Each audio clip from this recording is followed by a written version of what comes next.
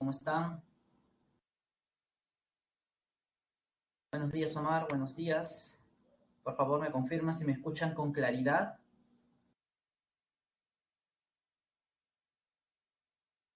¿Qué tal, Natalia, Nicolás? Buen día, Sofía, Jennifer. Gracias, chicos. Bien, para mí es un gusto una vez más estar con ustedes y poder compartir este tiempo en el cual vamos a hablar acerca de un tema importante en química, como es el tema de estequiometría, ¿no? La estequiometría es uno de los temas muy importantes y tal vez el de más aplicaciones que puedan haber, puesto que en todo proceso de transformación de sustancias, las leyes que se conocen hasta la actualidad, ¿no? Son aplicadas en este tipo de procesos. Durante la clase veremos algunos conceptos, por ejemplo, de lo que es pureza de un reactivo, rendimiento de una reacción. Hablaremos de sustancias que determinan la cantidad de productos a formarse, como lo que es el reactivo limitante, entre otras cosas más. Entonces, chicos, vamos a empezar. ¿Ya? Recuerden que, como es de costumbre, cada cierta tanda de preguntas, yo me detengo para poder aclarar algunas dudas o consultas. Así que, por favor, les pido que eh, recién pregunten al momento de ese espacio. ¿Listo? Bien, entonces vamos a comenzar. Como ustedes pueden ver aquí el tema, cuando hablamos de estequiometría, hablamos de una área de la química que se encarga de estudiar dos cosas principalmente: la composición de las sustancias y las relaciones de cantidad en una misma sustancia o en reacciones químicas donde participan sustancias diferentes. Ustedes pueden ver allí justamente una definición donde las principales relaciones cuantitativas que se van a estudiar son la relación en masa, en volumen, en número de moles, entre otras. Bien, entonces avanzamos un poquito más. Y para poder entender mejor este tema, vamos a revisar justamente algunas unidades que en química se utiliza para medir la materia y también cómo establecer las relaciones de cantidad, de masa y de volumen entre las sustancias. Empezaremos con establecer las relaciones para una sustancia en particular y después en estequiometría de reacción veremos cómo establecer en sustancias diferentes, ¿ya? Empecemos con la primera, unidad de cantidad de sustancia. Cuando hablamos de este término de cantidad, seguramente a ustedes a la mente se les viene un número. Justamente los números naturales fueron creados con la finalidad de que puedan usarse para contar, para cuantificar la cantidad de algo. En química, como normalmente trabajamos con los elementos que constituyen a la materia, es decir, átomos, moléculas, iones, etcétera, ¿ya? Ha sido importante crear una unidad para la cantidad de sustancia.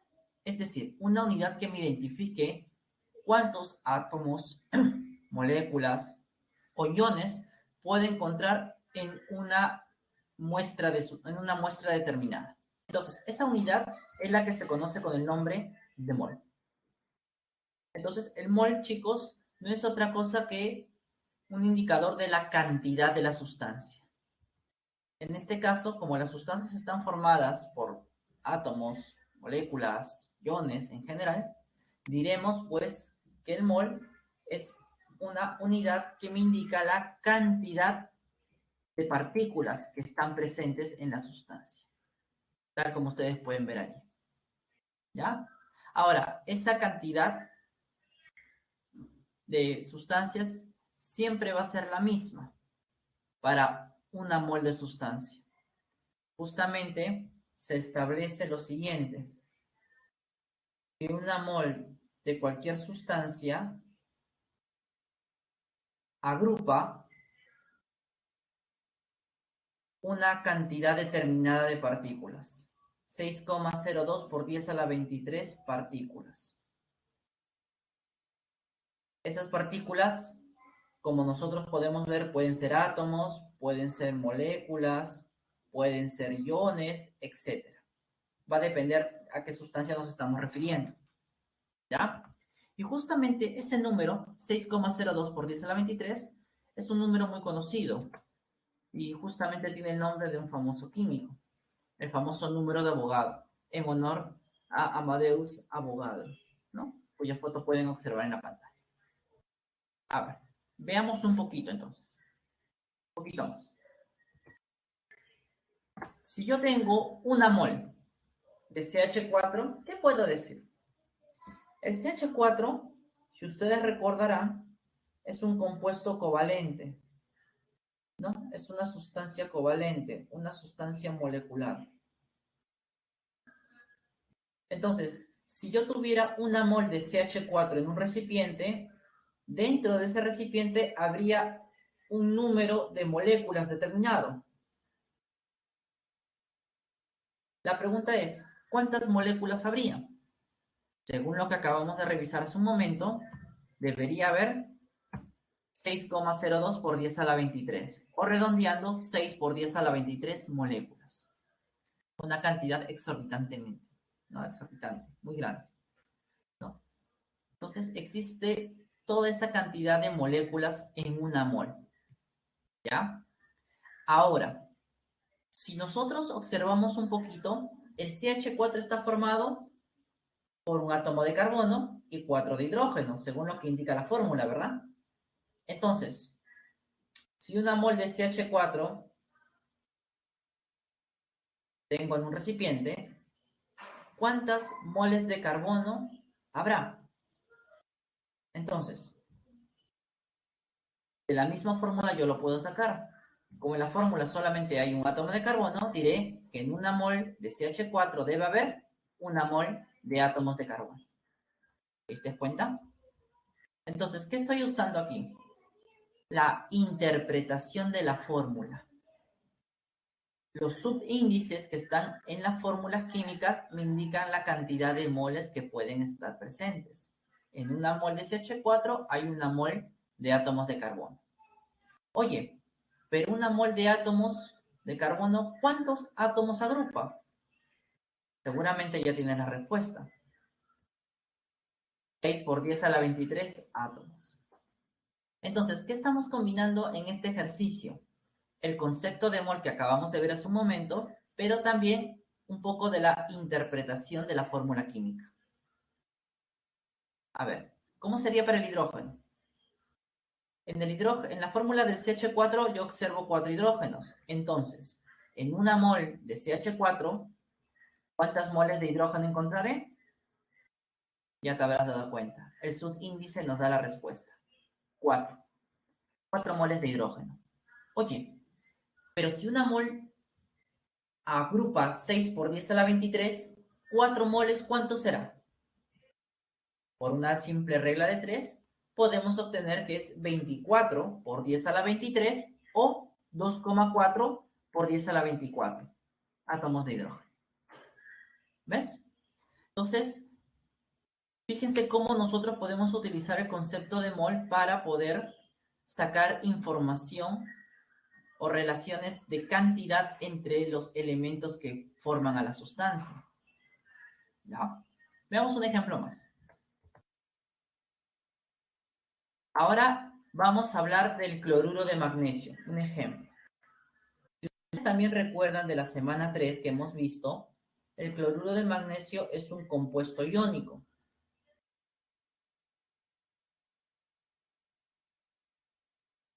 Está formado por un metal y un no metal. Principalmente están formados, como tú sabes, por un catión y un anión, ¿verdad? Ahora, a esa agrupación de catión y anión que están presentes se les conoce como unidad fórmula. Entonces, en una mol de cloruro de magnesio hay una cantidad determinada de partículas. Esas partículas se les conoce como unidades fórmula. ¿Y cuántas unidades fórmulas hay en una mol de cloruro de magnesio? Bueno, tú ya sabes una mol cuántas unidades agrupa, ¿verdad? 6 por 10 a la 23. Entonces, en una mol de cloruro de magnesio yo puedo encontrar 6 por 10 a la 23 unidades fórmula, ¿no? De esa sustancia. Ahora, si nosotros lo analizamos como en el caso anterior, interpretamos la información que está dentro de la fórmula, ¿cuántos átomos de magnesio vemos? 1. Y de cloro, 2, ¿verdad? Entonces, en una mol de cloruro de magnesio, ¿cuántos iones magnesio encontraré? Pues el subíndice ya nos dio la respuesta. Una, ¿verdad? Una mol de iones magnesio. Ahora, si yo tengo una mol de iones magnesio, la pregunta será, ¿cuántos iones magnesio hay agrupados? También la respuesta seguramente ya la conoces. 6 por 10 a la 23 iones magnesio. ¿Te das cuenta? Simplemente estamos usando el concepto de mol e interpretando la fórmula química. ¿Cómo haríamos con respecto al cloro? La misma historia. ¿Cuántos átomos de cloro o iones cloro vemos en la fórmula? 2. Entonces, en una mol de cloruro de magnesio habrán 2 moles de iones cloro menos 1. Oye, pero si una mol agrupa 6 por 10 a la 23, 2 moles, 12 por 10 a la 23, ¿verdad? O 1,2 por 10 a la 24, ¿no? Expresado en notación científica. Ahora, si tú te das cuenta, en esta misma sal, cloruro de magnesio, hay una mol de iones magnesio y 2 moles de iones cloro. Pero ¿cuántos iones en total hay?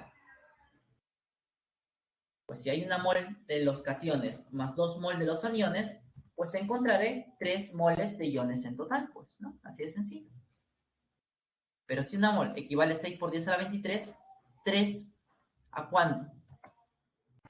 18 o 1,8 por 10 a la 24 iones en total. Entonces, en esta primera parte, chicos, nos vamos a encargar de lo que es la interpretación de lo que es la fórmula y utilizarlo con lo que es la definición de mol. ¿Ya? Una mol agrupa 6 por 10 a la 23 partículas, que pueden ser átomos, que pueden ser iones, que pueden ser moléculas, que pueden ser unidades fórmula, tal como hemos estado trabajando. ¿Bien? Entonces ya hemos visto la primera, las unidades químicas de cantidad. Aquí encontramos al mol. Pasemos a ver la segunda, las unidades químicas de masa. Dentro de ello vamos a encontrar ciertos conceptos importantes. El primero, el famoso peso atómico. Como nosotros vimos también en la semana 3, el peso atómico relativo, ¿ya? Es un promedio de los pesos atómicos de los diversos isótopos que tiene un elemento. No vamos a profundizar mucho en eso porque, bueno, ya lo hemos visto en clases anteriores, ¿no? Pero tampoco profundizamos mucho en esto porque en los pesos atómicos siempre van a ser datos que a ustedes se les va a entregar para los ejercicios. ¿De dónde sacan esa información? De la tabla periódica, obviamente. Allí se muestra el peso de todos los elementos químicos, el peso de todos los átomos. ¿Ya? Por ejemplo, el peso atómico del carbono, si buscamos en tabla periódica, nos da un valor de 12. Esta UMA que aparece aquí es una unidad creada especialmente para las partículas muy pequeñas, como los átomos, como los protones, neutrones y demás. ¿Ya? Lo importante es que el peso atómico del carbono es 12 UMA, ¿no? Recordarlo. Para el oxígeno, según tabla periódica, 16, ¿no? Y así sucesivamente vamos a ir colocando los pesos atómicos de los elementos que nos den, ¿no? Muy bien. Ahora, como acabamos de ver hace un momento, los pesos atómicos son el peso de los átomos, o sea, el peso de los elementos. Pero En un compuesto hay combinaciones de elementos. Está formado por 2 o más elementos diferentes. Entonces, si yo quiero sacar el peso de esa nueva sustancia, ya no hablaré de un peso atómico, sino de un peso fórmula. ¿Y cómo se calcula el peso fórmula para un compuesto? Muy sencillo, sumando los pesos atómicos de los elementos que forman parte de él, ¿no? Considerando el número de átomos que se están repitiendo. ¿Cómo es esto? Un ejemplo, miren. El hidróxido de calcio. Este es un compuesto formado por 3 elementos. Si yo quiero hallar el peso fórmula de este compuesto, ¿yo qué tengo que hacer? Bueno, sumar el peso de calcio más el peso del oxígeno más el del hidrógeno. Pero tengo que respetar cuántas veces se repite cada átomo. Por ejemplo, si tú observas la fórmula, el calcio se repite solo una vez. Sería 1 por el peso atómico del calcio. El oxígeno se repite 2 veces. Sería 2 por el peso atómico del oxígeno. Y el hidrógeno también se repite 2 veces. 2 por el peso atómico. Esa sería la expresión, disculpe, para poder hallar el peso de la fórmula del hidróxido de calcio. Ahora, si nosotros reemplazamos los pesos atómicos que aquí nos están dando, obtendríamos que el peso fórmula de este compuesto es 74. Profe, ¿74 qué? Bueno, si los pesos atómicos están en UMA, lo lógico es que el peso fórmula también esté en UMA, en la unidad de masa atómica, ¿no? Creada justamente para medir la masa de esas sustancias pequeñas. ¿Bien? Entonces, de esta manera es como nosotros podemos sacar el peso de un compuesto, sumando los pesos atómicos de todos los elementos que forman parte de él, ¿no? Considerando siempre en el cálculo el número de veces que el átomo se va repitiendo. ¿Bien? Justamente ahí lo vemos en la estructura, ¿no? Un átomo de calcio, 2 de oxígeno y 2 de hidrógeno. Ahora,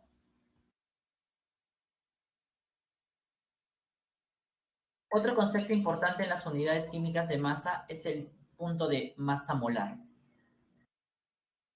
Hasta aquí, si tú te das cuenta, hemos estudiado la cantidad de partículas que están presentes en una sustancia. Eso lo hemos usado el concepto de mol. Ahora hemos visto el peso de los átomos o el peso de las moléculas o unidades fórmula, que se calculan por medio de los pesos atómicos y pesos formulares. Pero ¿cómo conecto esas partículas tan pequeñas con lo que es un conjunto de partículas que están dentro de una sustancia? El puente, el nexo para eso es la masa molar. La masa molar, chicos, como ustedes pueden ver en pantalla, se entiende como la masa en gramos. Muy importante, es la masa en gramos. ¿De quién? De una mol de sustancia. Profesor, ¿cómo es eso? ¿No se supone que el mol indica una cantidad de partículas? Sí, pero si todas esas partículas las pusiéramos en una balanza, obviamente en el display de la balanza va a marcar un valor. Justamente ese valor en gramos que marca es lo que se conoce como masa molar. Entonces, la masa molar, como ven allí, es numéricamente igual a la masa de la sustancia, solamente que la expresamos ahora en gramos. Ejemplos, miren. Una mol de carbono. ¿Cuánto pesa una mol de carbono? Si yo tuviera una mol de carbono, es decir, 6 por 10 a la 23 átomos de carbono, y pudiera colocarlos en una balanza, en el display de la balanza yo vería que el peso en gramos, o la masa en gramos de esa mol, es igual a 12. Si tú te das cuenta o recuerdas lo que hemos visto, el peso atómico del carbono también era 12. Pero como no estamos hablando de un átomo, sino de una mol de estos, entonces el peso será 12, pero 12 gramos. Entonces, con esto quiero dejar por sentado que una mol tiene un peso. ¿Y a qué va a ser igual ese peso? Al peso atómico o al peso fórmula, según sea, pero en las unidades de gramo, ya no en las unidades de UMA. Veamos otro ejemplo, miren. Una mol de hidrógeno 2. A ver, si nosotros recordamos, el peso atómico del hidrógeno es una UMA. Como acá hay dos hidrógenos, sería 2 UMA, ¿verdad? Pero eso es una molécula de hidrógeno. Una mol, ¿cuánto pesa? Va a ser lo mismo.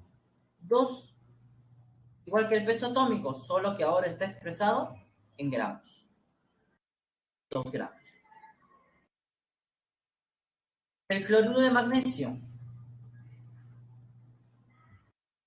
El peso atómico del magnesio es 24 UMA. El peso atómico del cloro es 35,5 UMA. Entonces, al calcular el peso fórmula del cloruro de magnesio, ¿qué vamos a darnos cuenta? 71 más 24, 95 UMA. Ese es el peso fórmula de una unidad de cloruro de magnesio. Pero como estamos hablando de una mol, sería igual, el mismo valor 95, solo que ahora expresado en gramos. Entonces, esto es muy importante para nosotros, chicos, porque gracias al concepto de masa molar, yo puedo establecer una relación entre el número de partículas que hay, pero también puedo expresar el peso de un grupo de partículas en general. Y esto es muy importante, porque yo no puedo pesar un átomo en forma aislada, es imposible. Pero un conjunto de ellos sí. ¿Por qué? Porque justamente hay un equipo especial para eso, que es la balanza.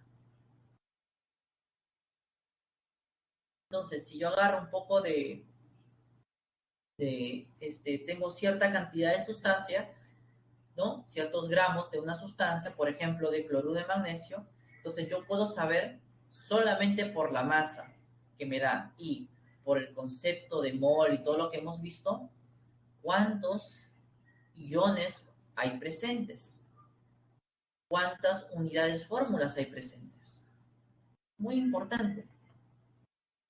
¿Ya? Entonces,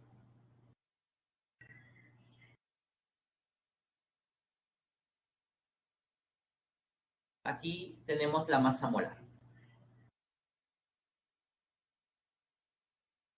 Otro ejemplo más. Miren, una mol de carbono. Acabamos de ver que pesa 12 gramos, ¿no? Pero como también hemos visto al inicio de la clase, una mol agrupa una cantidad determinada. ¿Cuánto? 6 por 10 a la 23, ¿no? Entonces ahí justamente vemos las relaciones que te estaba comentando hace un instante, ¿no? Entre los gramos y el número de partículas. Todo por el concepto de masa molar. Para el hidrógeno igual, hay 2 gramos de hidrógeno. ¿Y cuántas moléculas de hidrógeno 2 habrá? Pues en una mol, 6 por 10 a la 23. ¿Y cuántos átomos de hidrógeno habrá? El doble. ¿Se cuenta?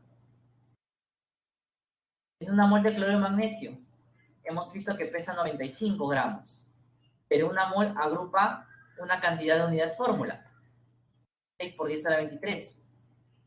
Oye, pero dentro de esa unidad fórmula hay iones magnesio y iones cloro. ¿Cuántos habrá? Pues como ya hemos visto en los ejemplos anteriores, esas cantidades, ¿no? Entonces, fíjense, chicos, cómo con estos conceptos yo puedo establecer diversas relaciones de cantidad entre la sustancia principal y los elementos que la están formando. Así de sencillo. Casi para terminar esta parte de unidades químicas de masa, tenemos que ver el tema de cantidad de moles. Por ejemplo, ya sabemos lo que en una mol de pesa y que agrupa moléculas, ¿no? 6 por 10 a la 23 átomos de carbono. Pero la pregunta es, en un frasco, 100 gramos, ¿cómo sé cuántas moles habrá? ¿Cómo puedo hacer mi proporción, mi regla de 3, para poder determinar la cantidad exacta de átomos de carbono que pueda haber? Para finalizar con lo que es moles. Y cantidad de moles es justamente el número de moles que presenta cierta cantidad de sustancia. Y lo calculamos de la forma como ustedes ven aquí. El número de moles es la masa de la sustancia que te está dando de dato el problema entre la masa molar, que es como calcular. Veamos un ejemplo. Imagínate que tú tienes un frasco donde está ese ácido y hay 9 gramos. Tú quieres saber cuántas de ácido hay dentro de esos 49 gramos. Entonces, ¿qué hacemos? Primero lo primero, vamos a calcular la masa molar del ácido sulfúrico.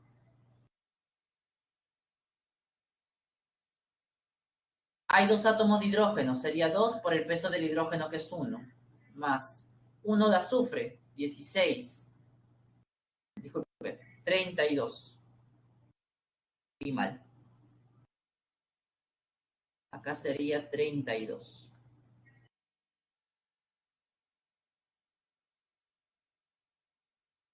Más 3, 4 veces el peso del oxígeno. 4 por 16. ¿Cuánto es entonces la masa molar del ácido sulfúrico? Haciendo la suma, nos estaría dando 98 gramos por mol, ¿no? O sea, una mol pesa 98 gramos. Entonces, si yo quiero hallar el número de moles, ¿qué puedo hacer? Hago la división. ¿Cuántos gramos de ácido me da el problema? 9. ¿Y masa molar de ese ácido? 98. Si hago la división respectiva, me sale 0,5 mol. ¿Qué quiere decir esto? Que en el frasco donde están esos 49 gramos hay media mol de ácido. Entonces, con eso yo puedo sacar cuántas moléculas de ácido hay. Si es que el problema me lo pidiera, por ejemplo. ¿Cómo lo haría? Fíjate, lo voy a hacer acá un costadito, ¿ya? El número de moléculas. Lo puedo hacer por una regla de 3. Si una de este ácido contiene 6 por 10 a la 23 moléculas de ácido, entonces media mol, ¿cuántas moléculas contendrá? Hacemos una simple regla de 3 y nos sale el valor de X. 6 por 0,5 es 3. 3 a la 23 moléculas de ácido. ¿Te diste cuenta? Cómo a partir de la cantidad de moles y del concepto de mol, yo puedo saber el número de moléculas que están presentes. Y no solamente acaba allí. Si yo quisiera conocer cuántos átomos de hidrógeno, de azufre o de oxígeno están presentes, lo puedo hacer también. Solamente uno más para que puedan ver todo lo que hemos trabajado. En una mol del ácido, ¿qué encontramos? 2 moles de hidrógeno, ¿verdad? Y 2 moles de hidrógeno, ¿cuánto equivalen? ¿A cuántos átomos agrupan? Sería por ejemplo, y voy a borrarlo porque se me pasó esta parte, serían 12 por 10 a la 23 átomos de hidrógeno. Eso es lo que la fórmula me dice. Pero, ¿tú tienes una mol de ácido? No. Tienes media mol. Entonces, en media mol de ácido, ¿cuántas moles de ¿cuántos átomos de hidrógeno habrá? Empiezo a hacer reglas de 3. Aquí, el valor de X me sale la mol de hidrógeno. Y el valor de Y me saldría 6 por 10 a la 23 átomos de hidrógeno. ¿Te das cuenta? Entonces, de esa manera es como yo puedo sacar la información. Entonces, chicos, hasta este punto recuerden todo lo que hemos estado trabajando. ¿Ya? En las unidades químicas de cantidad, lo que son las moles. Lo que son unidades químicas de masa, hemos hablado del peso atómico, del peso fórmula, de la masa molar y de la cantidad de moles, que es lo que estamos haciendo ahorita. Y fíjense cómo todos esos conceptos yo los puedo unir para poder establecer relaciones de cantidad. Y para una determinada cantidad que el problema me dé, yo poder determinar todo lo que el problema me pide. Cuántas moles, cuántas moléculas, cuántos átomos están presentes en esa sustancia. ¿Listo? Muy bien, chicos. Entonces, continuamos un poquito más. Y ya que hemos visto las unidades químicas de cantidad, nos quedaría hablar de las unidades de volumen. Y bueno, aquí solamente hay una, que es el famoso volumen molar. Este volumen molar, ¿qué establece? Justamente como su nombre lo dice, el volumen que ocupa una mol de gas, una mol de sustancia. Pero tiene que cumplirse las condiciones que aquí les voy a mencionar. Una mol, no, o el volumen molar, disculpen, es el volumen de cualquier gas ideal. Si bien es cierto, ahorita no voy a decir que es un gas ideal, porque eso recién lo vamos a ver en la siguiente clase. Lo importante aquí en recordar es que el volumen molar aplica solo a sustancias gaseosas, nada más. En un sólido líquido no tendría sentido hablar del volumen molar. Ahora, ese volumen que ocupa una mol siempre va a ser 22,4. ¿Cuándo? Cuando dicho gas esté a condiciones normales. Y la pregunta sería, ¿cómo voy a saber, profesor, si el ejercicio me dice que el gas se encuentra a condiciones normales? Bueno, puede ser literal que lo diga, el gas está a condiciones normales, o puede ser que te den los valores. Un gas, para que esté a condiciones normales, tiene que tener esa temperatura, 0 Celsius o 273 Kelvin, y tiene que tener esa presión, 760 milímetros de mercurio, o lo que es equivalente, una atmósfera. ¿Ya, chicos? Entonces, recuerden, el volumen molar es el volumen de una mol de gas. ¿Y cuánto es el volumen de esa mol de gas a condiciones normales?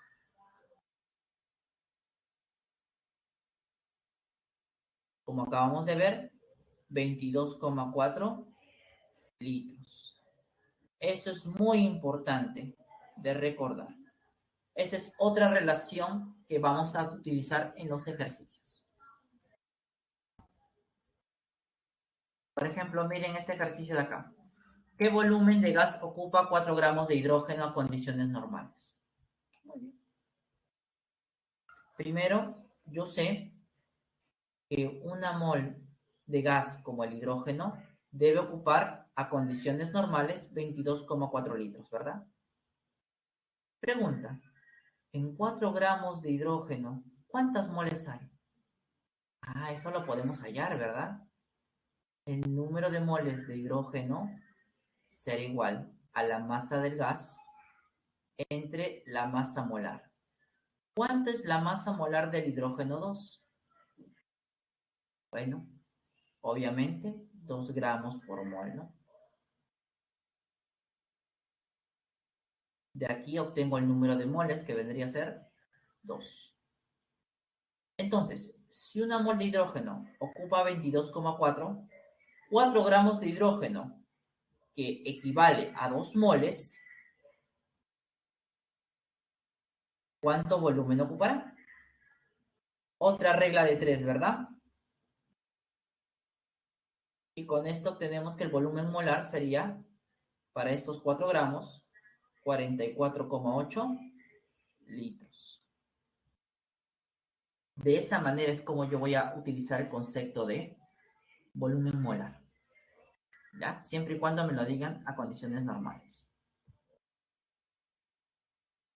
Fíjese en este otro. ¿Cuál es el volumen molar que ocupa esa cantidad de moléculas de oxígeno a condiciones normales? Cn, recuerden que son condiciones normales. Igual, establezco las relaciones que ya conozco. Yo sé que una mol de gas como el oxígeno a condiciones normales ocupa 22,4 litros. Pero la pregunta es, ¿cuántas habrá en esta cantidad de moléculas? Eso yo lo puedo saber. 3,6 por 10 a la 23 moléculas, ¿verdad? Pero ¿cuánto agrupa una molécula? Disculpen, una mol. Una mol de cualquier gas, como el oxígeno, debe ocupar o debe agrupar 6 por 3 moléculas, ¿verdad?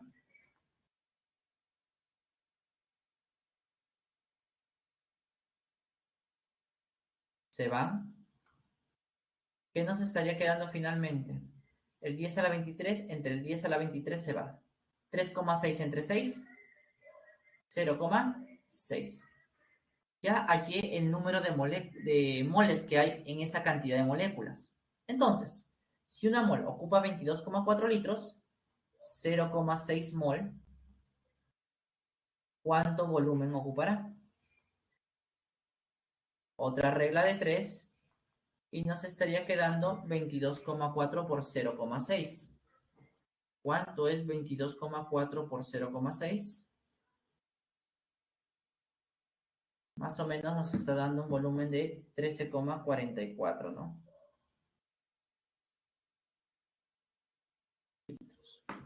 De esa manera, chicos, es como yo voy a poder trabajar lo que es el volumen molar. ¿Bien, chicos? Entonces, aquí tenemos un ejemplo o ejemplos de cómo utilizar el concepto de volumen molar y cómo lo podemos relacionar con todo lo antes estudiado, ¿no? Con la masa o con las moléculas y obviamente con el número de moles. Ahora, ya casi para poder dar un intermedio, ¿ya? Todo lo que hemos estudiado hasta el momento, ¿no? Que nos ayuda a especificar cuánto es la cantidad de átomos, moléculas, iones, unidades fórmula, están presentes en cierta cantidad de sustancia, todo eso lo podemos nosotros utilizar para dos cálculos muy importantes. Cálculos que se establecen o que son muy utilizados, por ejemplo, en minería o en lo que es, en general, la química analítica, que se encarga justamente de analizar la composición de las sustancias. O la aplicación es justamente la composición porcentual. ¿Qué quiere decir eso? Que nosotros podemos obtener el porcentaje en masa de los elementos en diversos compuestos. Pero también, a partir de los porcentajes de un elemento, yo puedo obtener la estructura, la fórmula de la sustancia a la cual esta pertenece. Fíjense, miren, veamos el primer caso.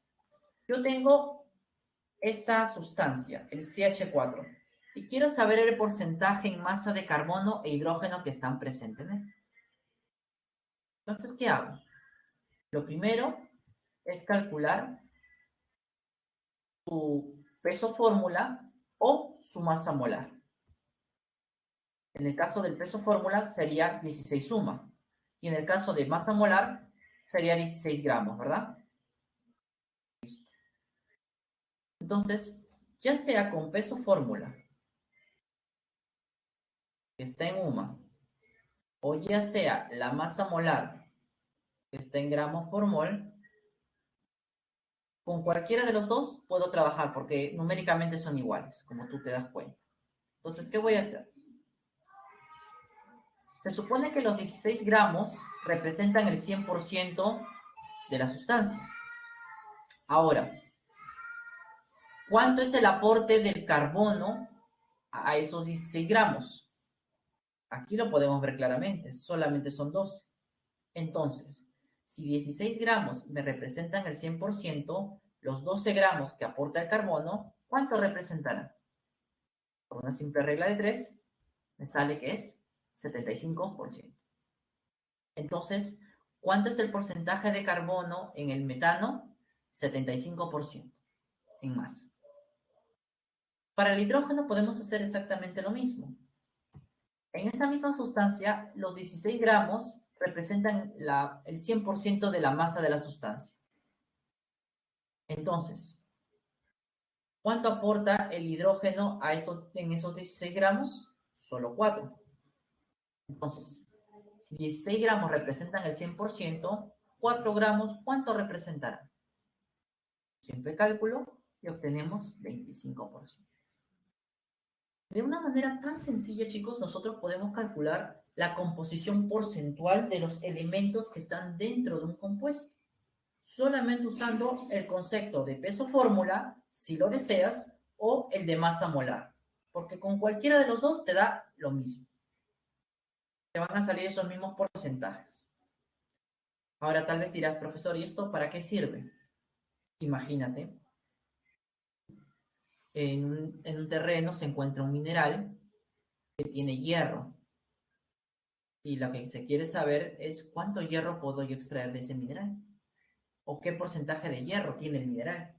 Entonces, haciendo un cálculo tan sencillo, uno puede establecer el porcentaje de hierro que hay. Incluso en base a eso y a la cantidad de mineral que hay en el lugar, uno puede tomar la decisión si invierte para extraer ese mineral o no. Un análisis tan sencillo como nos puede ayudar en decisiones tan importantes como que es en la industria minera. Entonces, de esa manera es como nosotros calculamos el porcentaje de un compuesto. Ahora, aquí no acaba la historia. Podemos ver el segundo caso usando también la composición porcentual. Fíjense aquí. Ahora, yo tengo los porcentajes. Y quiero hallar la fórmula de la sustancia.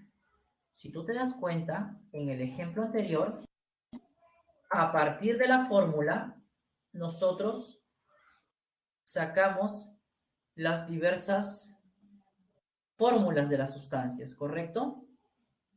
A partir de la fórmula, disculpa, sacamos las diversas composiciones de las sustancias.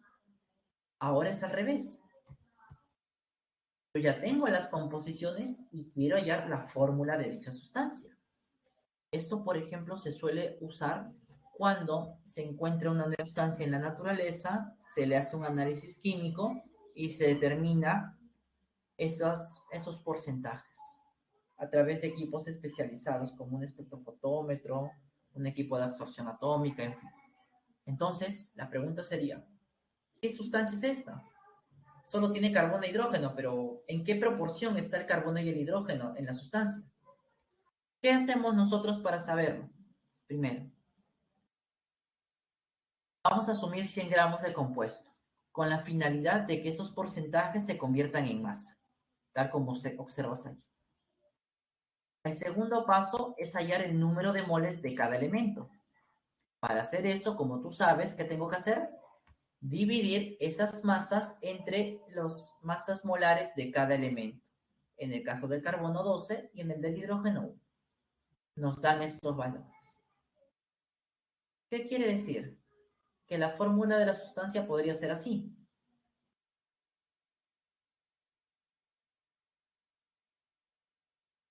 Pero ¿eso será correcto?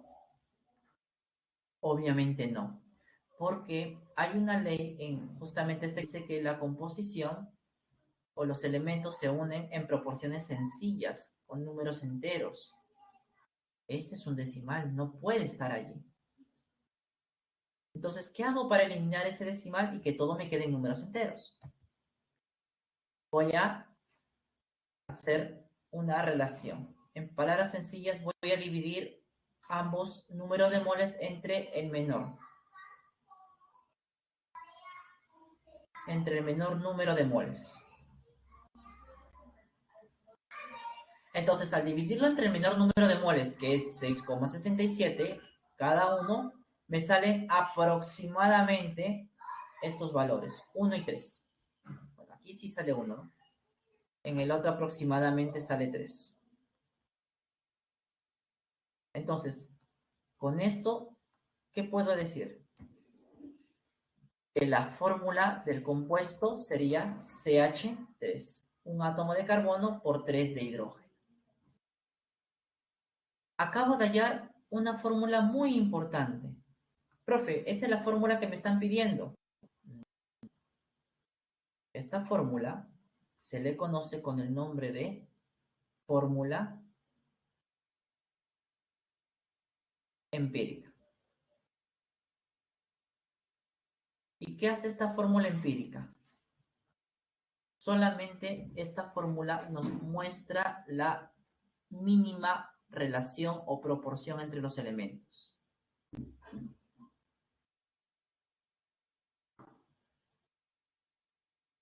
La mínima proporción. Ojo, no es la proporción real. No es la proporción real, solamente es la mínima. ¿Qué nos está diciendo esta fórmula empírica? Que por cada átomo de carbono tienen que haber 3 de hidrógeno. Pero puede ser que la sustancia tenga más átomos de carbono. ¿Cómo nosotros vamos a sacar la fórmula correcta? La famosa fórmula molecular, simbolizada con las letras Fm. Muy sencillo, ¿ya? Primero, debemos entender que la fórmula molecular muestra la proporción real.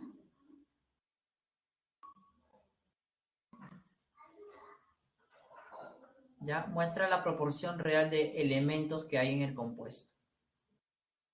Entonces, para eso yo necesito otro dato muy importante de la sustancia que quiero hallar. La famosa masa molar. Si tú te das cuenta, en esta fórmula empírica que acabo de sacar, si yo calculo su masa molar en gramos por mol, ¿cuánto sería? Carbono 12 más el peso, que es 1, sería 15. Esa es la masa molar de la fórmula empírica. Pero la masa molar de la fórmula real tiene que ser 30. Oye, yo te pregunto, ¿qué número multiplicado por 15 me da 30? 2, ¿verdad? Entonces, lo que estoy relacionando aquí justamente es la masa molar de la fórmula de la sustancia verdadera con la masa molar de la fórmula empírica. Y en base a ello, hallo el coeficiente indicado, que es 2. ¿Qué quiere decir esto? Que la cantidad de átomos que están en la fórmula empírica los voy a multiplicar por este número, por 2. 2 carbonos y 6 hidrógenos. Y esta sería la fórmula verdadera de la sustancia, ¿no? Esa sería la fórmula verdadera, ¿no? La fórmula real de dicha sustancia. Bien, chicos, entonces nosotros vemos que en la composición porcentual hay dos formas de hallar, o hay dos casos que a partir de la fórmula nos pidan la composición porcentual de los elementos que la forman, o a partir de la composición de los elementos hallar la fórmula de la sustancia, tal como hemos visto aquí. Y bueno, ya para después del receso continuaremos con esta parte, que ya es estequiometría de reacción, donde vamos a ver varias situaciones diferentes. Hasta aquí, chicos. Saber si hay alguna duda, alguna consulta, por favor. Con respecto a todo lo que he hablado, obviamente. No, a lo que he hablado todavía.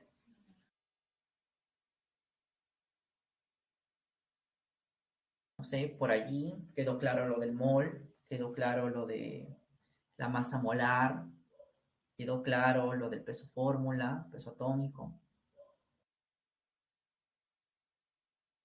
Ya, a las primeras PPTs, ¿en cuál exactamente, Gary? En la que decía cuál, peso atómico, peso fórmula, mol, ¿cuál? Si hay otras preguntas, chicos, por favor vayan escribiéndolas. Ya, vamos a ir respondiendo preguntas hasta que sea el receso.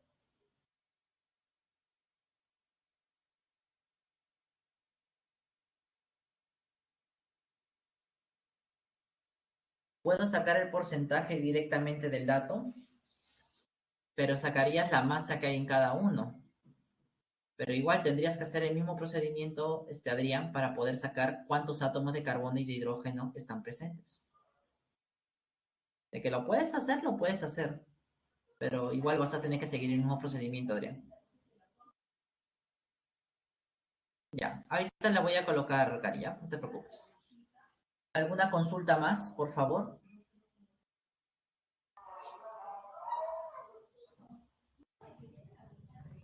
A ver, ¿alguna consulta más, por favor?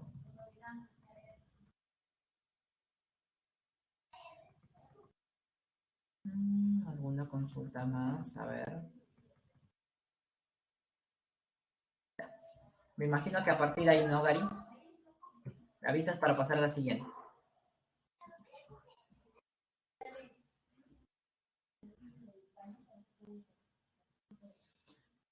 Si no supieras el peso o atómico del átomo, bueno, los pesos atómicos los puedes sacar de la tabla periódica. Lo que sí no funcionaría si no te dieran la masa molar de la sustancia real. Ahí sí no funcionaría, porque solamente podríamos hallar la fórmula empírica, más no la fórmula real. ¿Ya? Bien, chicos, tienen receso, tienen 10, 15 minutos de receso. Nos estamos encontrando 12 y 10. Yo voy a ir pasando, Gary, de rato en rato las diapositivas para que les vayas haciendo captura, ¿ya? Me imagino que esta ya la hiciste. Bien, chicos, entonces 15 minutos, 12 y 10 nos encontramos para continuar. ¿Ya? Aprovechen su tiempo.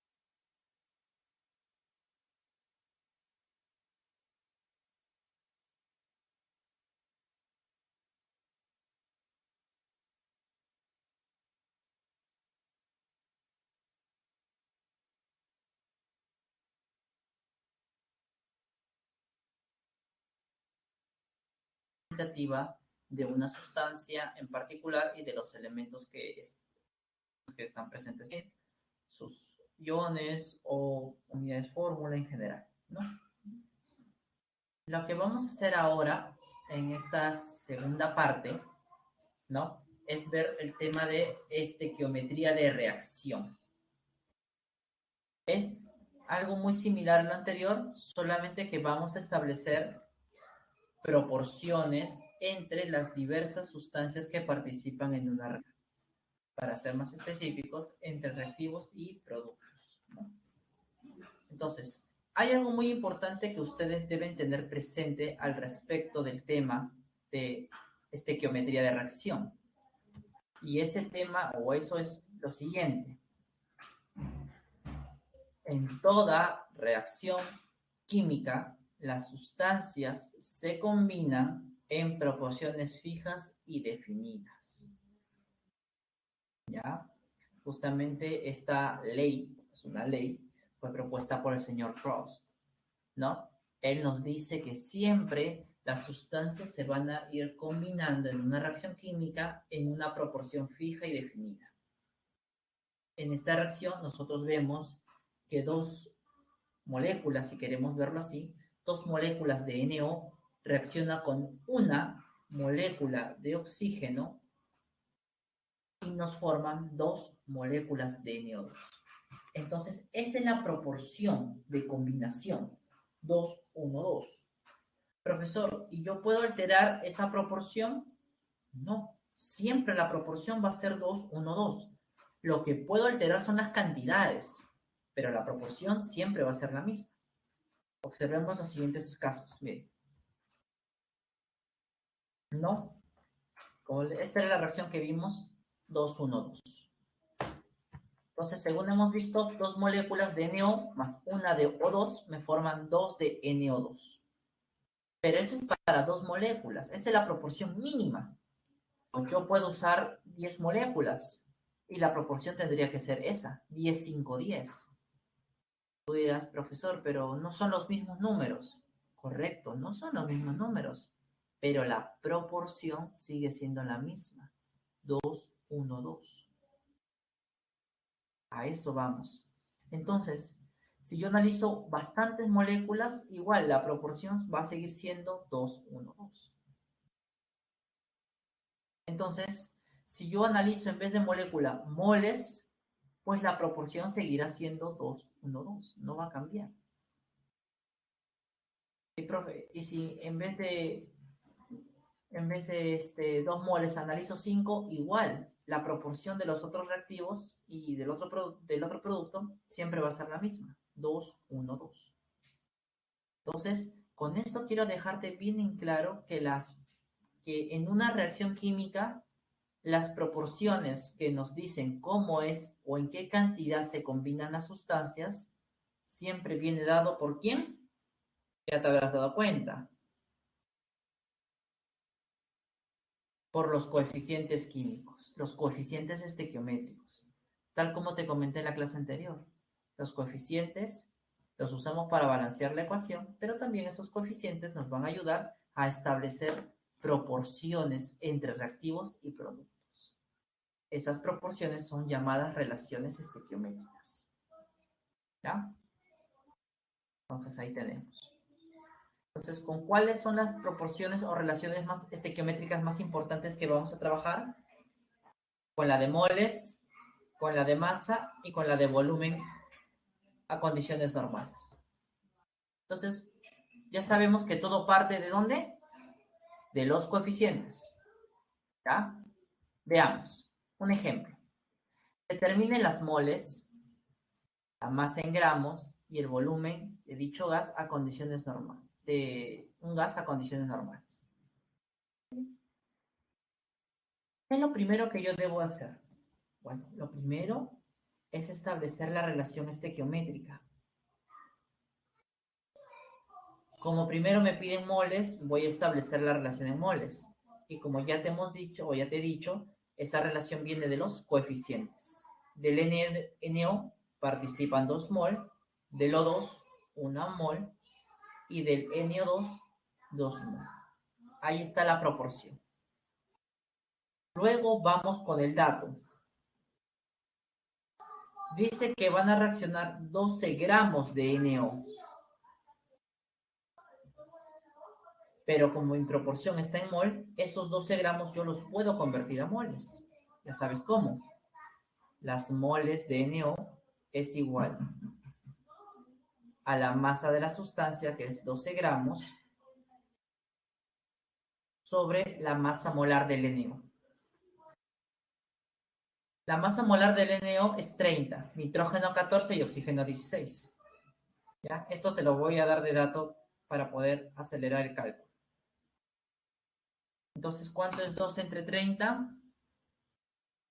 Sacamos cuarta o sacamos tercia, acá nos queda 4, arriba, abajo nos queda 10 y nos quedaría 0,4. ¿Qué tengo entonces? Que 12 gramos de NO equivale a 0,4 mol de NO.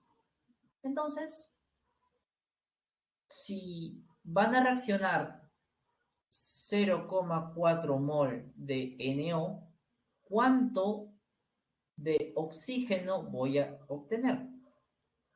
Hago mi regla de 3, como ya hemos hecho en casos anteriores, y me sale que la respuesta sería 0,2 mol.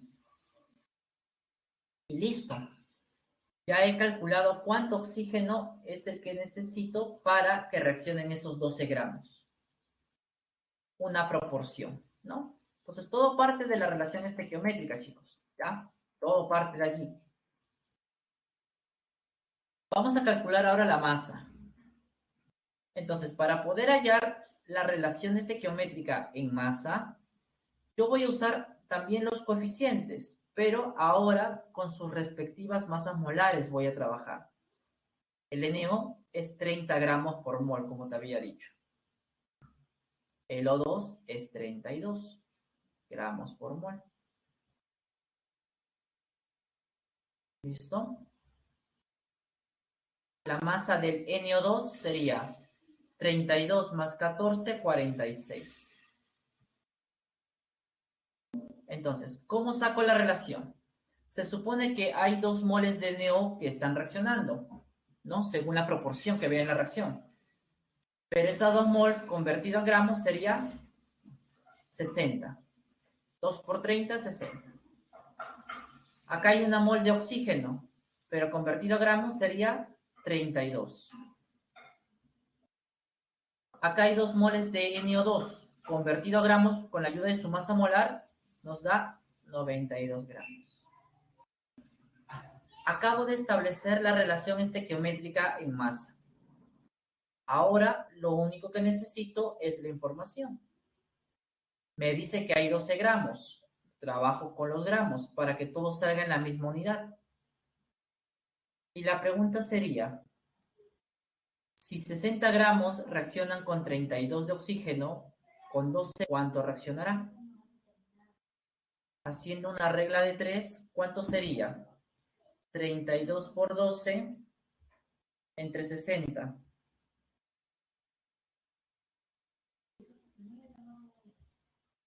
Sería 6,4 gramos, ¿no? Aproximadamente.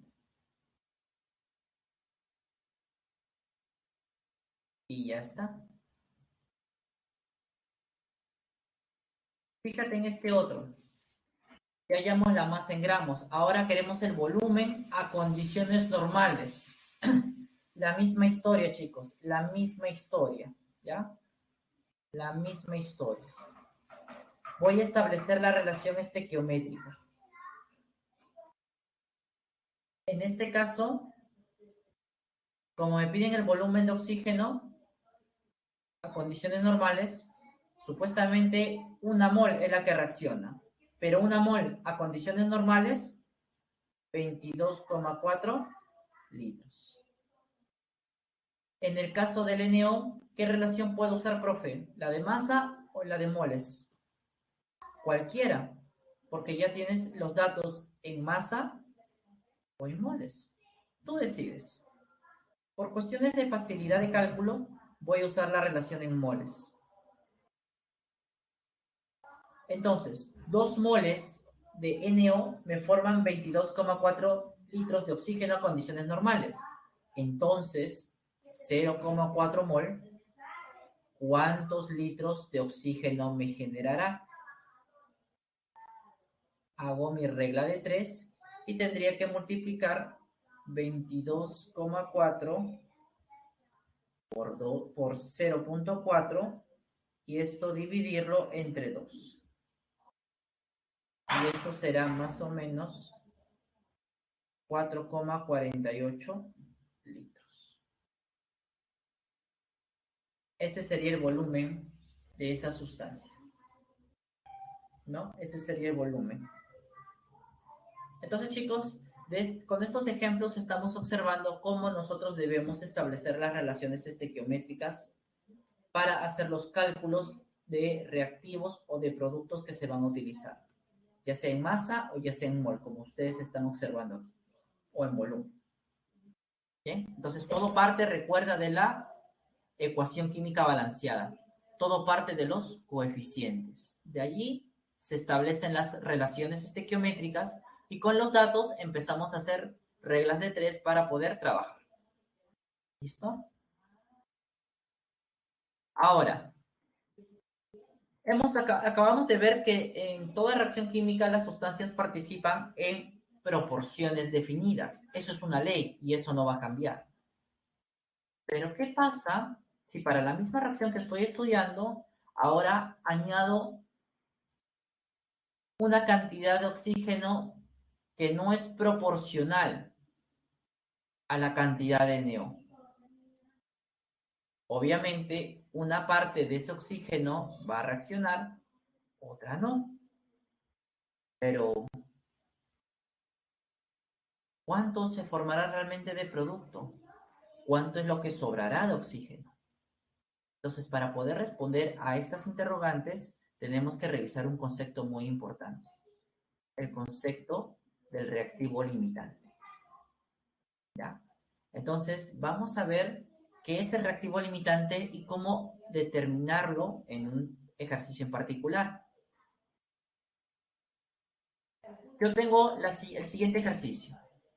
Me piden determinar las moles de reactivo en exceso que no reaccionan cuando se hace reaccionar 4 moles de NO y 4 moles de O2, según lo que se indica en la reacción.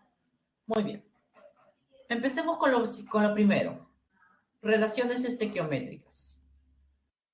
Como todos los datos están en mol, usaré la relación en mol, que viene de los coeficientes estequiométricos.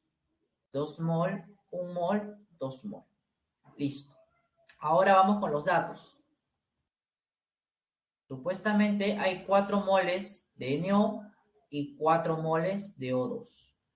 La pregunta es, ¿quién es el que va a sobrar? ¿Quién no? ¿Cuánto es realmente lo que sobra? ¿Cuánto no? Entonces, todo eso viene dado por el concepto del reactivo limitante. Entonces, es muy importante ustedes que tengan en cuenta lo siguiente con respecto al reactivo limitante. Primero, es el reactivo que se encuentra en menor proporción. Ojo, he dicho menor proporción, no en menor cantidad. En el ejemplo que tenemos, los dos reactivos están en la misma cantidad, pero como veremos en un instante, uno está en menor proporción que el otro. 2. Es el reactivo que se consume primero, por lo general.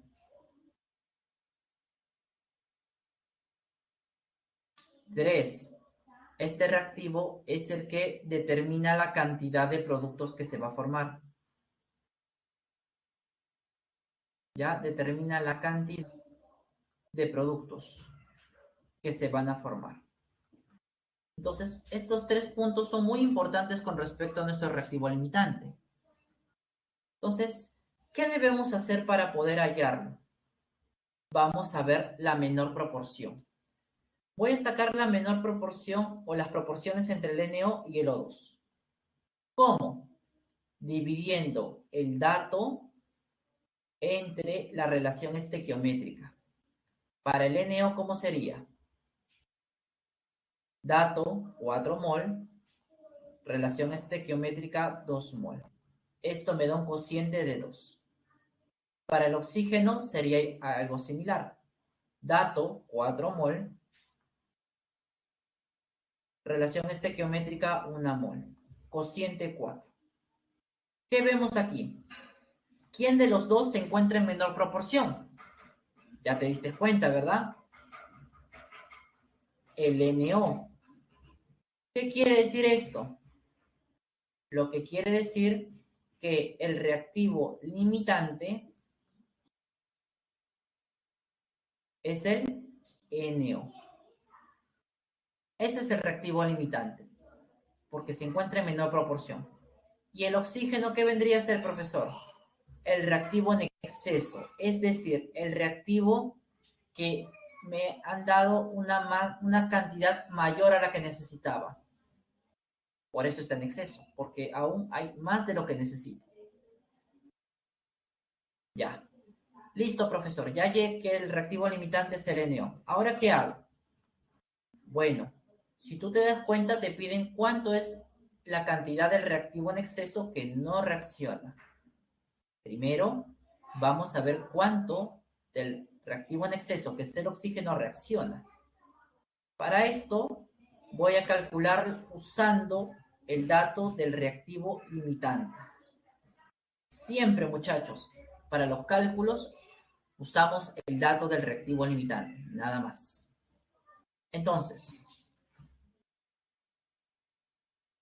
¿cuántos son las moles de oxígeno que van a reaccionar con esos 4 moles? Por una regla de 3, nosotros podemos calcularlo. Y nos damos cuenta que sería 2 mol, ¿verdad? Entonces, ¿cuántos serán las moles de oxígeno que no reaccionan? Pues sería las moles que habían inicialmente de oxígeno, que el problema me dice que son 4, y ahora le resto las moles que reaccionaron con el reactivo limitante, que son 2, dándonos de 2 mol. Esta es la cantidad del reactivo en exceso que no reacciona. De esa manera es como nosotros lo vamos a ir calculando. ¿Ya? De esa manera. ¿Bien? Entonces el procedimiento es muy sencillo, chicos. No debería haber muchas complicaciones en este caso. ¿Ya? Simplemente identifico si hay reactivos en exceso o limitante porque tengo dos datos de reactivo. Uno de ellos posiblemente esté en menor proporción que otro. Entonces hago la división tal como hemos visto ahorita en el ejemplo y de esa manera yo puedo hallar quién es el reactivo limitante. Una vez hallado, con el dato del reactivo limitante voy a calcular todo aquello que me estén pidiendo. En este caso me pedían cuánto es lo que no reacciona, pero también me podían haber pedido cuánto producto se forma. Entonces, siempre hago el cálculo con el reactivo limitante, ¿ya? Listo. Ahora, en estos casos de reactivo limitante podemos encontrar, o en estos casos de estequiometría, podemos encontrar que a veces los reactivos no se encuentran en forma pura. Comercialmente, la mayoría de sustancias vienen combinadas con otras que no son importantes para nosotros, ¿ya? Las cuales les damos el nombre de impurezas en forma general. Entonces, hay algo muy importante que tú tienes que tener en cuenta en este tipo de ejercicios, ¿ya? Que en una reacción química,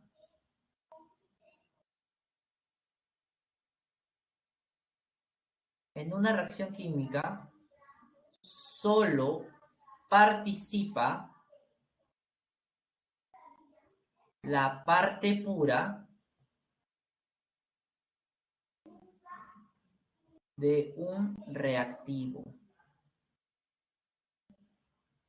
Profe, ¿y la impureza? No, pues la impureza no va a participar. Solo participa la parte pura. Profesor, ¿y cómo voy a identificar en un reactivo cuál es la parte pura y cuál no. Muy sencillo. Para eso veamos la siguiente situación. Dice que se hace reaccionar NO con 320 gramos de aire. A ver, este aire es una mezcla y está formado por el 80% en nitrógeno y por 20% de oxígeno. Yo te pregunto, ¿cuál de los dos componentes del aire es el que participa en la reacción química? ¿El oxígeno 2 o el nitrógeno 2? Pues te darás cuenta que es el oxígeno 2. ¿Por qué, profe? Porque aparece en la ecuación química. El N2 no aparece. Entonces yo necesito utilizar de los 320 solo lo que corresponde a la parte pura del reactivo. Entonces, si yo tengo un ejemplo, un cilindro donde están mis 320 gramos de aire, la pregunta es, ¿cuánto de oxígeno hay en este recipiente? El problema dice que es el 20%. ¿Y cuánto es el 20% de 320? 64 gramos, ¿verdad? Entonces, el dato que yo voy a utilizar no son los 320, solamente son los 64 gramos, es decir, la parte pura. Ahora, con eso voy a calcular la masa del NO2 que me están pidiendo. Entonces, empezamos a establecer las relaciones estequiométricas. Colocamos los coeficientes a la ecuación que faltaban balancear. ¿Ya? Ahora, como los datos están en masa, utilizaré la relación estequiométrica en masa.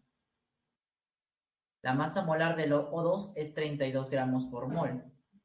Como solo hay una mol, entonces habrá 32 gramos. Del NO2 es 32 más 14, sería 46. Como está multiplicado por el coeficiente de 2, sería 92 gramos. Hago mi regla de 3 y esta masa sería 184 gramos de NO2. Esa sería la respuesta, como puedes observar. Bien, entonces es muy importante que en los ejercicios, si algún reactivo viene con un porcentaje de pureza, solamente utiliza la masa que corresponde a esa sustancia pura. Solo eso.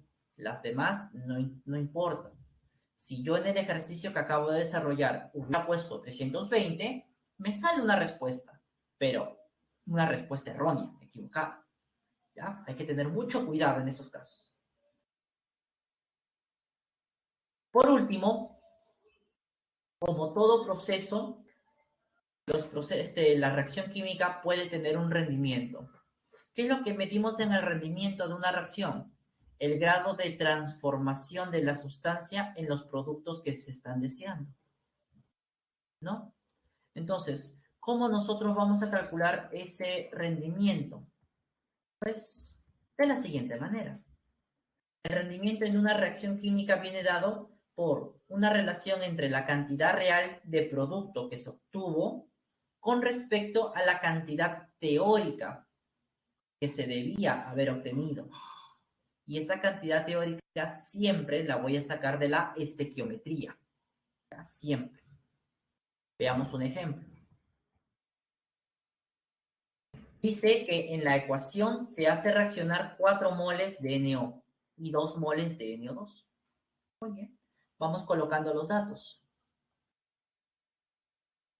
4 mol de NO y 2 moles. Disculpen, a ver, leí mal creo. Se hace reaccionar 4 moles de NO, ahora sí, y dice que se producen 2 moles de NO2.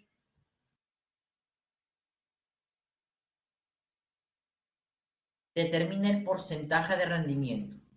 Si el problema te está diciendo que determines el porcentaje de rendimiento, quiere decir que en realidad no se están, en realidad se ha obtenido 2 moles. de NO2. Esta es la cantidad real. Pero con los 4 moles, ¿cuánto fue lo que se debió haber obtenido? Para calcular eso, establecemos las relaciones estequiométricas. En este caso en moles, porque los datos están en moles. 2 mol, 2 mol. Hacemos nuestra regla de 3 y nos damos cuenta que la cantidad de moles que se debió obtener fueron 4. Esto es la cantidad teórica. Esto debía haberse obtenido, pero no. En realidad se obtuvo 2 moles. Entonces, ¿cuánto es el rendimiento de mi reacción? Sería la cantidad real, 2 moles, entre la teórica, que debían ser 4%. Entonces, de aquí saco que el rendimiento de mi reacción debió ser o es del 50%. Entonces, cada vez que a ti te pidan en un ejercicio calcular el rendimiento, tienen que darte siempre la masa real. Porque si no te dieran la masa real, ¿ya? Si no te dieran la masa real, ¿cómo podrías resolver el ejercicio?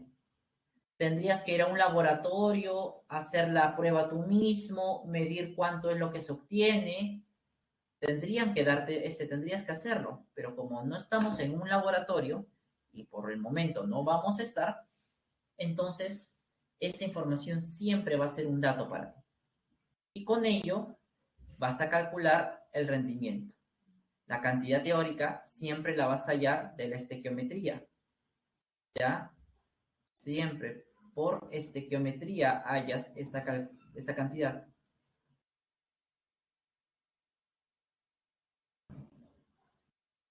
¿Listo?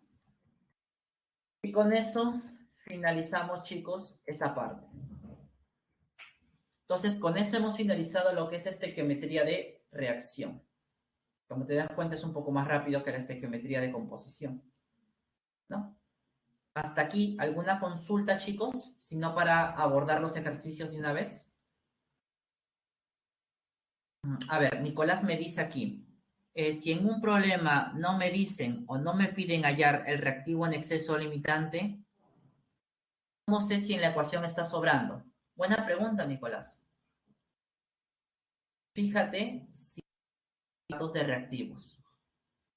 Si el problema te da un solo dato de reactivo, no hay necesidad de hallar reactivo en exceso ni limitante. Pero si el problema te da 2 cantidades de reactivo, allí sí. Tienes que determinar si hay reactivo en exceso y reactivo limitante. ¿Ya? Esa es la condición que el problema te debe de dar. ¿Listo, Nicolás? Chévere. ¿Alguna pregunta más, chicos, por favor? Si no, para empezar con los ejercicios, aunque ustedes ya deben haber terminado todos, ¿no? Como es de costumbre. Chicos talentosos. A ver.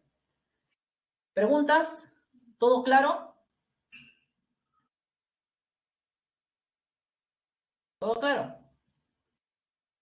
Si todo es claro, las fijas, ya, vamos a empezar. Vamos a ver los ejercicios para la sesión del día de hoy. A diferencia de las clases anteriores, ahora para resolverlo voy a usar un Word. Ya no voy a usar mi pizarrita. El Word creo que está mejor, ¿no? Entonces aquí tenemos la pregunta número 1. ¿Cuál es la clave? ¿Que no les gusta? Pero igualito es que la pizarra, no se preocupen.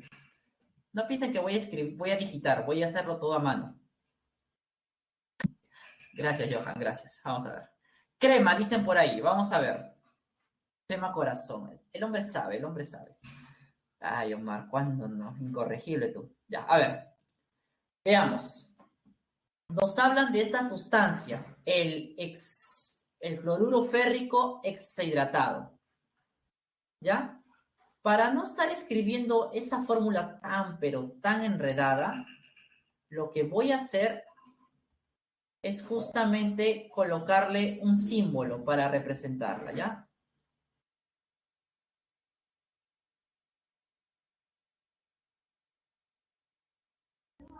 ¿Ya? A ese hexacloruro lo voy a representar con la letra Z. O mejor no, con una letra no, sino con una palabra. Lo voy a llamar sal, porque es una sal aloidea hidratada, por si acaso. ¿Ya? Entonces, primero, me piden cuántas unidades de esta sal, de este cloruro férrico hay. Entonces, vamos a interpretar la ecuación. Mira, una mol de la sal, ¿cuántos unidades de cloruro férrico contiene? A ver, si nosotros vamos a la fórmula, este cloruro férrico solamente está presente una vez, ¿no? Se repite una vez. El agua se repite 6 veces. Entonces, ¿qué decimos? Que en una mol de sal hay una mol de cloruro férrico. Oye, pero una mol, ¿cuántas partículas agrupa? Tú ya sabes, 6,0 por 10 a la 23, ¿verdad? Entonces, ¿qué te dice aquí? Con respecto a una mol, estas serían las equivalencias. Entonces, en una mol de la sal hay esta cantidad de unidades, fórmula. Primer enunciado, correcto. 2. Tiene una masa. A ver, una mol de sal, ¿cuánto pesa? Para sacar el peso o la masa de una mol, yo tengo que calcular la masa molar de la sustancia. ¿Cómo calculamos la masa de esta sal? Sumamos los pesos atómicos. 56 más 3 veces 35,5 más 12 veces el peso del hidrógeno, que es 1, más 6 veces el del oxígeno, que es 16. Todo esto nos da un valor de 270,5 gramos. Efectivamente, una mol de esa sal pesa 270,5 gramos. Listo. Ya está. La C nos dice, una mol de la sal contiene esa cantidad de iones. ¿Será cierto? Veamos. Yo te pregunto, en una mol de sal, ¿cuántas moles de cloro hay? Fíjate en la fórmula. Ya te diste cuenta, hay 3. Hay 3 mol de iones cloro. Pero yo te pregunto, si una mol agrupa 6 por 10 a la 23, 3 moles, ¿cuánto agrupará? 18 por 10 a la 23 o, en notación científica, 1,8 por 10 a la 24 iones, ¿no? Entonces, si nosotros nos damos cuenta, aquí el error está en el exponente. Es incorrecto y la clave es la C de crema, como bien dijera, muchachos. Buen trabajo allí. ¿Listo? Entonces, la 1, la C. En la 2, ¿cuál es la clave?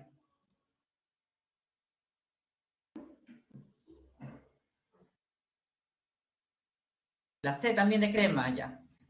Ya, para la próxima hago pizarra, ya, chicos. Si no les gusta, la próxima con pizarrita. No hay ningún problema. Listo. A ver, aquí, de manera, vamos a ver cuál es la solución a este ejercicio número 2. Igual,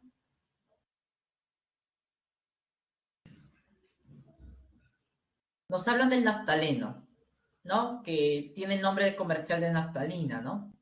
Entonces me dicen que hay, o van a colocar en un armario esta cantidad de naftalina. Primero me piden saber si estos enunciados son verdaderos o no. A ver, primer enunciado. ¿Habrá esa cantidad de moles para ello? Tú ya sabes cómo es la historia. El número de moles sale con la masa de la sustancia, que es 2,56 gramos, dividido entre la masa molar. ¿Cuánto es la masa molar de la naftalina, del C10H8? Sería 10 veces la masa del carbono, que es 12, más 8 veces la del hidrógeno, que es 1.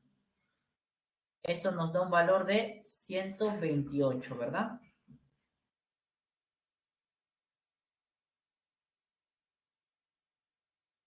Listo. Haciendo la división, nos sale 0,02 mol. Primer enunciado verdadero. Segundo enunciado.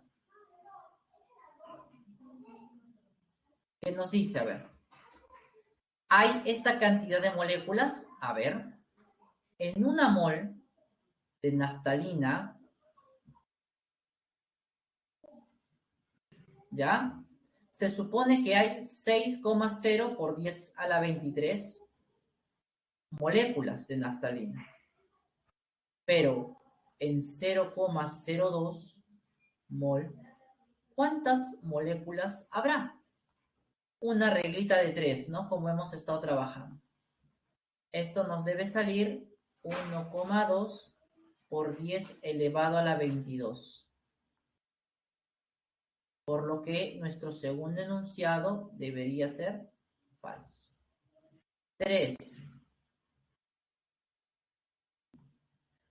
En esa cantidad de gramos, o sea, en 0,02 mol, hay esa cantidad de átomos de carbono y hay esa cantidad de átomos de hidrógeno. A ver, calculemos el hidrógeno primero, que es más rápido. En una mol de naftalina, pregunta, ¿cuántas moles de hidrógeno encuentro? ¿Qué nos dice la fórmula? 8, ¿verdad? En una mol hay 8 de hidrógeno, pero en 0,02 mol de esta sustancia, yo te pregunto, ¿cuántas moles de hidrógeno habrá? Una regla de 3 rapidín, y eso nos queda, ¿cuánto sería? 0,16 mol de hidrógeno. Pero el problema me dice que es 1,6. Falso. Y la clave sería la letra C en la pregunta número 2. Bien, entonces en la 2 sería la letra C. La C de crema otra vez. En la 3, ¿cuál sería la clave? ¿Qué clave marcaron en la 3, chicos? A ver. No, pues Omaya, ¿ves? Chacas. Hasta el cristal te paso, pero ¿cómo vas a decir eso? No seas malcriado. La, ¿no? Amistad. Qué linda, Jennifer. Está bien. Amistad. Anual. Ya. Vamos a ver. Igual, vamos a darle la solución. Aquí nos dice o nos habla de la urea. Y nos piden que determinemos la composición centesimal del nitrógeno en este compuesto. Primero, ya sabes, la masa molar de la urea. Urea es, por si acaso, no urea. Ya, es urea. Acá hay esa tilde no va. Bueno, carbono, masa 12, oxígeno, 16, 2 veces la masa del nitrógeno, que es 14, más 4 veces la del hidrógeno, que es 1. Esto nos da un total de 60 gramos por mol, ¿no? Entonces, 60 gramos por mol representa el 100% de la masa. ¿Cuánto corresponde al nitrógeno? ¿Cuánto es la masa que aporta solo el nitrógeno? Esta, ¿verdad? Esta es la masa que aporta el nitrógeno. Este es del carbono, este es del oxígeno y este es del hidrógeno. Entonces, 28 gramos, ¿qué porcentaje nos dará? Regla de 3, Y con esto estamos obteniendo un valor de 46,7% aproximadamente. Como dijeron, en la 3 la clave debe ser la A, ¿no? La A de advíncula. 4. ¿Cuál es la clave? 4. Besito. Besito. Bingo. Bingo hot. ¿Cómo es eso? Cristian, tranquilo, Cristian. Binacional. Muy bien. Vamos a ver, chicos. Tranquilos, chicos. No se me emocionen. ¿Ya? A ver. En la 4 nos hablan de una sustancia llamada teofilina. A ver, ¿qué nos dicen de la teofilina?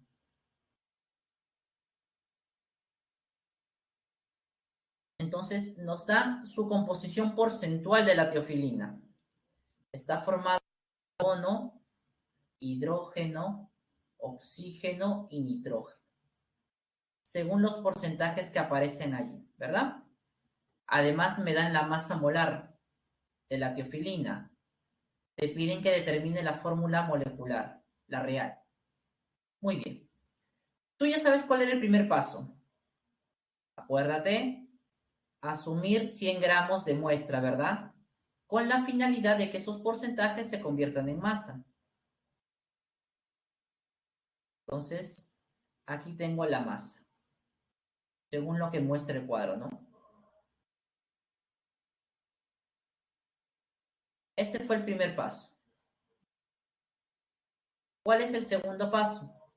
A ver si te acuerdas. ¿Era? Correcto. Hallar el número de moles, ¿no? El número de moles. ¿Cómo hacemos eso? Dividiendo cada masa entre su masa molar según el elemento. 46,7 entre 12, 4,4 entre 1, 17,8 entre 16, disculpa, y 31,1 entre 14. ¿Cuánto nos da estos valores? A ver, primero, 46,7 entre 12 nos da un valor aproximado de 3,89. Aquí 4,4. El valor aproximado es 1,11 y aquí abajo 2,22. ¿Cuál es el tercer paso? A ver si te acuerdas. Era, como no son números enteros, se divide entre el menor, ¿verdad? Se divide entre el menor. El menor es 1,1. 3,89 entre 1,11. 4,4 entre 1,11. 1,11 entre 1,11. 2,22 entre 1,11. De aquí nos salen los siguientes resultados. Arriba 3,5, abajo 4, abajo 1 y aquí 2. Si tú te das cuenta, ya hemos seguido todos los pasos, pero aún hay un número decimal que está molestando. Entonces, ¿qué hago? Un paso adicional, se multiplica por un número entero, el más pequeño, de tal manera que el decimal se elimine. En este caso lo multiplico por 2. ¿Qué nos da? 7, aquí 8, aquí 2 y aquí 4. Quiere decir que la fórmula empírica de este compuesto es C7H8 O2 N4. Ahora, esta es la empírica. ¿Cómo saber si también es la verdadera o la molecular? Saquemos la masa molar de la sustancia. 7 veces el peso del carbono, más 8 el del hidrógeno, más 2 veces el del oxígeno y 4 el del nitrógeno. Para no demorar mucho, pongo directamente. Oye, la masa molar de la fórmula empírica es igual a la masa molar de la fórmula molecular, 180. Por lo tanto, La fórmula empírica tiene que ser igual a la fórmula molecular, dándonos como la clave la letra B de barco. Y así terminamos con esto, chicos. Entonces, de esa manera. Entonces, en el cuarto paso, solamente lo que hemos hecho es multiplicar a todos los números por un número entero, para que el decimal desaparezca, ¿no? Nada más. Muy bien, chicos. Pregunta número 5. ¿Qué clave marcaron en la 5? A ver, cuéntenme.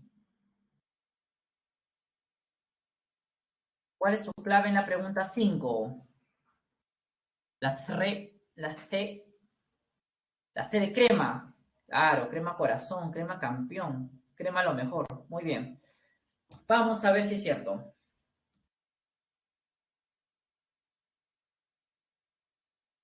Nos hablan del nitrato de bario. Nos dice que se hacen reaccionar 52,2 gramos de nitrato. Acá tengo el dato. 52,2 gramos. Determine las moles de ácido. ¿Cuánto de ácido nítrico en moles voy a obtener? Para eso tú ya sabes que hay que establecer las relaciones estequiométricas, pero primero debemos balancear la ecuación. Un bario. Dos nitrógenos, acá hay uno. Entonces le colocamos el coeficiente número 2. Dos hidrógenos, 10 oxígenos, 10 oxígenos. ¿No? La ecuación ya está balanceada. Entonces, para el bario, como me están dando su dato en masa, usaré la relación en masa.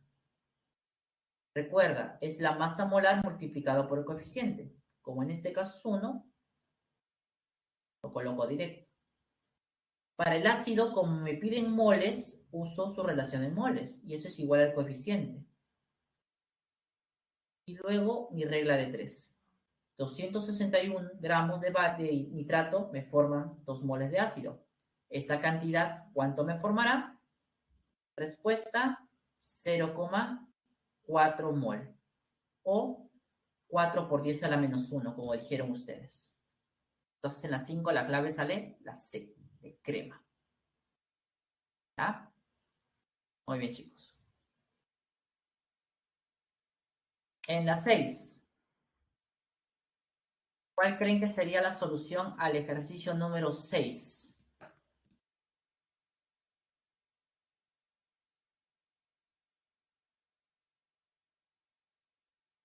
¿Cuál sería la solución al ejercicio 6? A ver, ¿qué me están poniendo aquí?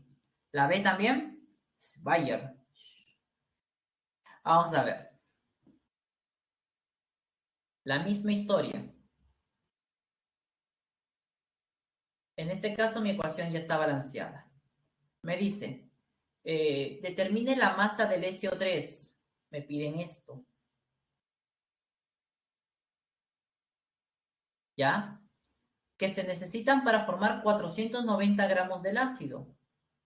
Acá está. Yo quiero formar 490 gramos de ácido. Entonces, vamos a sacar la relación estequiométrica en masa para el SO3 y para el ácido sulfúrico.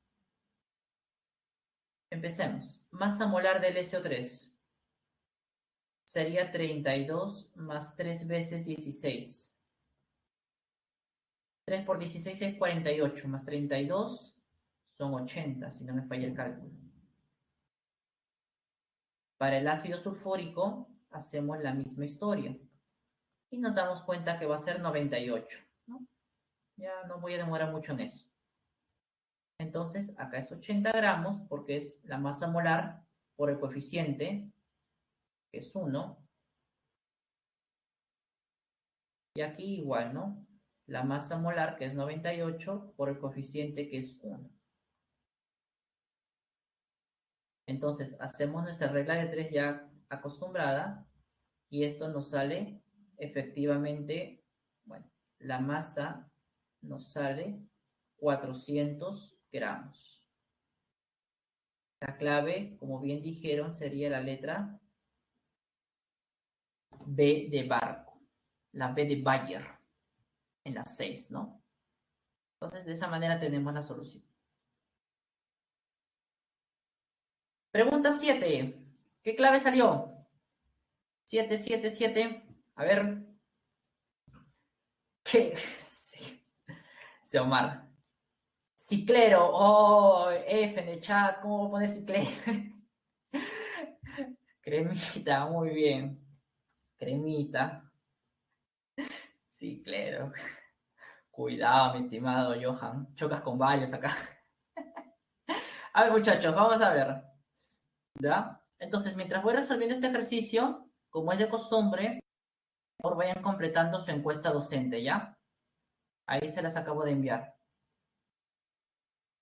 A ver, vamos con el problema 7. Nos hablan del peróxido. Ya nos dan una ecuación balanceada. ¿Ya?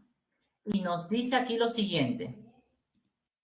Que se va a hacer reaccionar 170 o 1,70, disculpa, 1,70 kilogramos de agua oxigenada al 80% de pureza. A ver. Imaginemos que tenemos acá un frasco donde está mis 1,70 kilogramos o, dicho de otra manera, están los 1.700 gramos de agua oxigenada. El agua oxigenada es una mezcla formada por agua sola y por el peróxido de hidrógeno, el H2O2.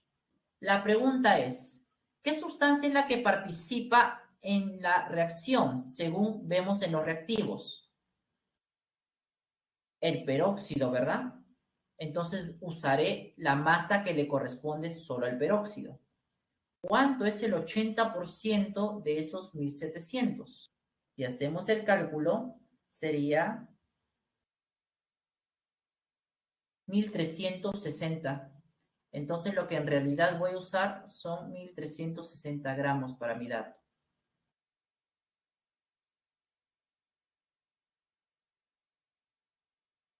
Muy bien, con esto me piden el volumen en litros de nitrógeno a condiciones normales. Muy bien. Relación estequiométrica. Como me dan en masa, uso la relación en masa para el peróxido. Su masa molar es 34 gramos por mol. Multiplicado por el coeficiente 2, 68 gramos. Para el nitrógeno me piden el volumen a condiciones normales. Como su coeficiente es 1, el volumen molar es 22,4 litros. Por 1, 22,4 litros. Hago mi regla de 3 acostumbrada y estaría obteniendo como resultado 4.480 litros. O, no, disculpen, 448 litros, ¿no? Un cero menos. Ahora sí. Y eso nos estaría dando como clave la alternativa C, en la pregunta número 7, la letra C. Entonces, recuerden, solo trabajo con la masa de la sustancia pura. Por eso le saco a los 1.700 el 80%. ¿Ya? Muy bien, chicos. Problema 8. Tú dirás, ¿cuál es la clave en la 8? Ya para finalizar. En la 8. Bailecito, bebecita. Brr. Ya, vamos a ver. Vamos a ver si es cierto. Voy a copiar la ecuación aquí a un costadito. No sé por qué aparece esto acá. Ahí está mi ecuación. No, llegó la hora. Ya. Cerramos con este ejercicio, chicos, ¿ya? Entonces, vamos a trabajar por aquí. Acá tenemos la ecuación química. ¿Ya? Nos dicen que se hacen reaccionar 370 gramos de hidróxido. Dato.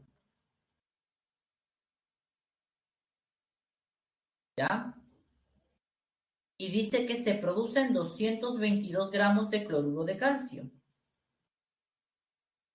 Determina el rendimiento. Ah, Si te están diciendo que hay ese rendimiento, significa que esta cantidad de producto que te han dado es la cantidad real. Entonces, tu trabajo es hallar la cantidad teórica. Para ello, nos aprovechamos de las relaciones estequiométricas. En ambos casos, en masa. La masa molar del hidróxido es 74. Multiplicado por el coeficiente 2, nos da 148 gramos. La masa molar del cloruro de calcio es 111. Multiplicado por 1, que es su coeficiente, 111. Hacemos nuestra respectiva regla de 3 y obtenemos la masa de la sustancia que se nos está pidiendo.